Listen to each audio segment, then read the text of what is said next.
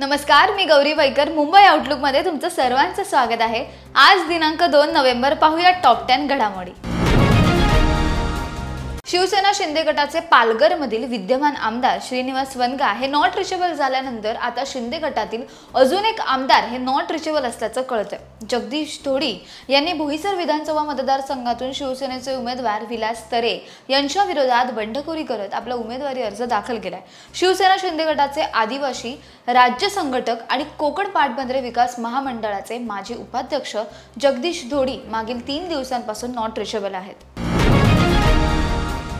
आयुष्यभर काय केलं, पक्ष फोडलेच, अनेकांना फोडलं, जातीय विष शरद पवारांनीच कालवलं, अशी टीका मनसे अध्यक्ष राज ठाकरे हे वारंवार करत असतात. यावर आता राष्ट्रवादीचे सर्वेसर्वा शरद पवारांनी तिखट शब्दात उत्तर दिले. ते म्हणाले, मी राज्यात जातीयवादी राजकारण केल्याचं एकही उदाहरण मला कोणीतरी सांगावं.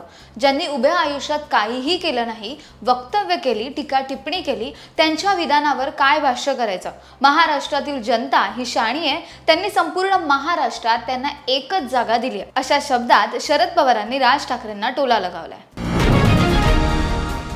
शिंदे गटाच्या उमेदवाराबद्दल वादग्रस्त विधान केल्याप्रकरणी ठाकरे गटाचे खासदार अरविंद सावंत यांच्यावर जोरदार टीका टिप्पणी सुरू होती. याबाबत सावंतांनी, आमच्याकडून महिलांचा अपमान कधीच होणार नाही. मी कधीही महिलेचा अपमान केला नाही आणि करणार देखील नाही. माझ्या एका वक्तव्याचा वेगळा अर्थ काढण्यात आलाय. माझ्या वक्तव्यामुळे कोणाच्या भावना दुखावल्या असतील तर मी दिलगिरी व्यक्त करतो, अशा शब्दात त्यांनी माफी मागितली. पंतप्रधान नरेंद्र मोदी हे 15 ते 20 उमेदवारांसाठी संयुक्त सभा घेणार आहेत. यातील पहिली सभा ही 8 तारखेला पार पडणार आहे, तर दुसरी सभा ही 9 नोव्हेंबरला अकोला आणि नांदेड या ठिकाणी आयोजित करण्यात आली आहे. त्या पाठोपाठ 12 तारखेला पंतप्रधान मोदी हे चिमूर, सोलापूर आणि पुणे या ठिकाणी सभा घेणार आहेत. तर 14 नोव्हेंबरला संभाजीनगर, नवी मुंबई आणि मुंबई या ठिकाणी मोदींची जाहीर सभा पार पडणार आहे. मुख्यमंत्री माझी लाडकी बहीण योजना ही योजना राज्य सरकारसाठी गेम चेंजर ठरणार आहे. लाडक्या बहीण योजनेचे हप्ते हे आचारसंहितेमुळे येणार नसल्याचं सांगितलं जात असताना डिसेंबरचे पैसे हे लाडक्या बहिणीच्या खात्यात कधी जमा होणार, याच नोव्हेंबर महिन्यात आम्ही लाडक्या बहिणीच्या खात्यात डिसेंबरचा हप्ता देखील जमा करणार असल्याची माहिती मुख्यमंत्री एकनाथ शिंदे यांनी दिली आहे. बोरिवली विधानसभा मतदारसंघातून लढवण्यासाठी इच्छुक असलेले भाजपचे नेते गोपाळ शेट्टी यांनी उपमुख्यमंत्री देवेंद्र फडणवीसांची भेट घेतली.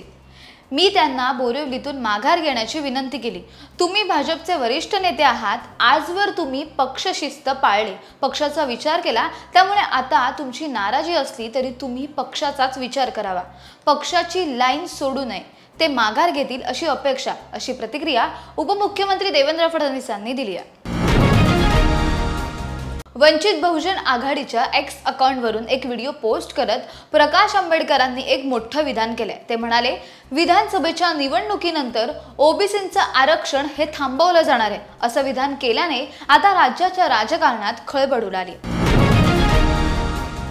राज्यात परिवर्तन आणण्याचा निर्धार आजच्या दिवशी करायचा आहे. आपल्याला महाराष्ट्र राज्य योग्य मार्गावर आणायचं आहे. विकास करणाऱ्यांना लोकांनी देखील सत्ता दिली पाहिजे. मग फक्त राजकारण केल्याने प्रश्न सुटत नाहीत. त्यामुळे राज्यात सत्ता परिवर्तन करायचंय, असं विधान राष्ट्रवादीचे सर्वेसर्वा शरद पवारांनी केलंय. राज्यात विधानसभा निवडणुकीची जय्यत तयारी सुरू आहे. आरोप प्रत्यारोपांची रंगत ही दिवसेंदिवस वाढतच चालली आहे. मात्र आता शिंदेच्या सेनेच्या आमदारांकडून एक मोठं विधान समोर आलंय. निवडणुकीच्या काळात दंगली घडवण्याचा डाव आहे. विधानसभेच्या निवडणुकीतही असा प्रकार केला जाणार असल्याची माहिती त्यांनी दिली आहे. ही निवडणूक सहजासहजी जिंकू नये असा त्यामागचा डाव आहे, अशी प्रतिक्रिया आमदार संजय शिरसाट यांनी दिली आहे. अजित पवारांना विलन ठरवण्याचा प्रयत्न कोणी करत असेल तर मला देखील पक्षांतर्गत अनेक गोष्टी बोलता येतील. पण मला असं वाटतं की दिवाळी आणि पाडवा आहे, त्यामुळे टीका टिप्पणी करण्यापेक्षा दिवाळीच्या शुभेच्छा दिलेल्या चांगल्या, असं म्हणत अजितदादांच्या राष्ट्रवादीचे प्रदेशाध्यक्ष सुनील तटकरे यांनी शरद पवारांच्या राष्ट्रवादीचे प्रदेशाध्यक्ष जयंत पाटलांवर इशारा दिला.